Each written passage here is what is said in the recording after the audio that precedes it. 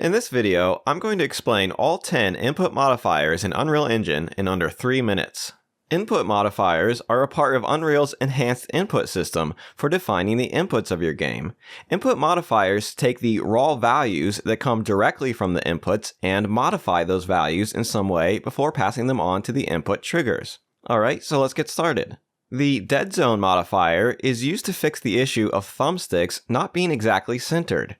Starting from the exact center of the thumbstick and going outward in all directions to the value set by the lower threshold property, this will create what is called a dead zone around the center where no input will be registered. The Negate Modifier will multiply the value of any input by -1.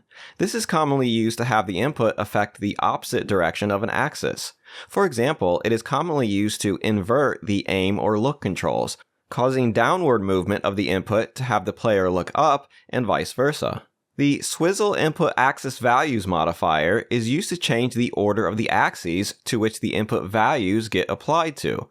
Normally, the first float value of an input will represent the x-axis, and if there's a second value, it will get applied to the y-axis, and then if there's a third value, it will get applied to the z-axis.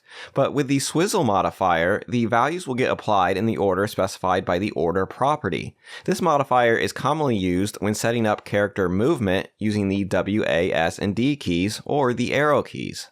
The FOV Scaling modifier is used to automatically scale the input values the same amount as the field of view whenever that gets scaled. This is commonly used to prevent a player's aim from being thrown off if the FOV changes.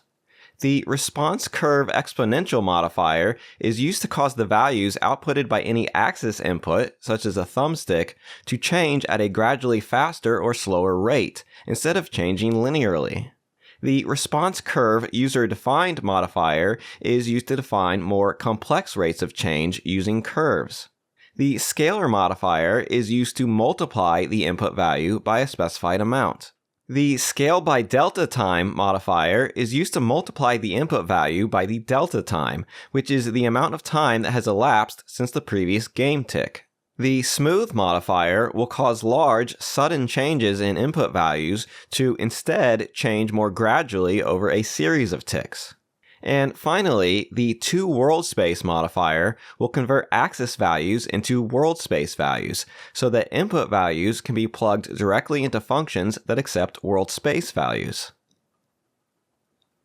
Alright, so that was all 10 input modifiers in Unreal Engine in under 3 minutes. If you're interested in learning more about input modifiers, or the enhanced input system in general, check out the Players and Input section of my Unreal Engine Beginners course. You can find links in the description below.